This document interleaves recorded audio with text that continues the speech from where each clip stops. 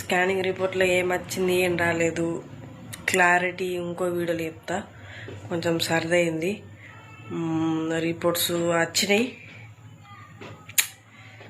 మిమ్మల్ని ఒకటి అడగాల, ఒక వీడియో నెక్స్ట్ వీడియో పెడతా, ప్లీజ్ కొంచెం అర్థం చేసుకోర్రి.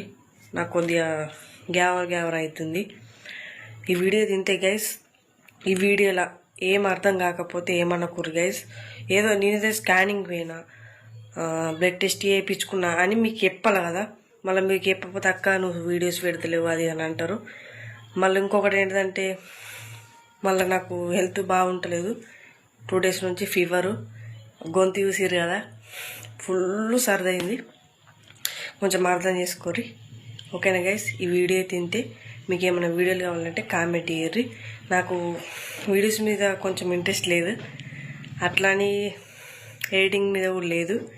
కొంచెం అర్థం చేసుకోరు గైస్, ప్లీజ్ ఏమనుకోకూరి. ఈ వీడియోలో ఏముందంటే మేము అక్కడికి పోయినాం, టెస్ట్లు చేయించుకున్నాం, గింతే, ఏం లేదు, ఏమనుకోకూరి.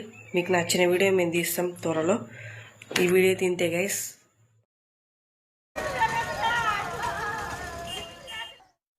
వచ్చేసరికి ఏంటంటే మాకు అక్కడ సౌండ్లు బాగా నత్తున్నాయి. ఏమైనా చెప్పని మీ ఊరికి వచ్చేసరికి ఇట్లా మీ చెల్లెని చంపి పారిపోయినా అని చెప్పని అన్నారు.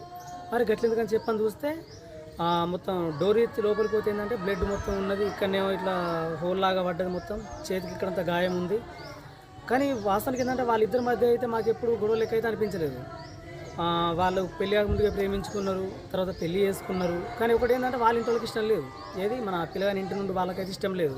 సరే లేకుండా మా పిన్ని వాళ్ళని తీసిరంటే సరే మేము చూసుకున్నాం అని చెప్పని ఈయనే ఉన్నారు. ఇక్కడనే మంచిగా ఉన్న అయిపోయింది. ఇక రాత్రి ఏదో చిన్న సౌండ్లు నచ్చినట్టు గొడవ లెక్క వినిపించింది అట. ఇక్కడ ఎంత కొట్టినా డోర్ తీయలేదు. సరేలే ఇక గట్టినే ఉంటారు కావచ్చు అని చెప్పని సక్క ఉన్నారట. తెల్లారు లేవుసరికి ఇట్లా జరిగింది. ఇంకా మంచిగా లేచి మొహం కడుకుని పోయినాను అంటారు వాళ్ళైతే.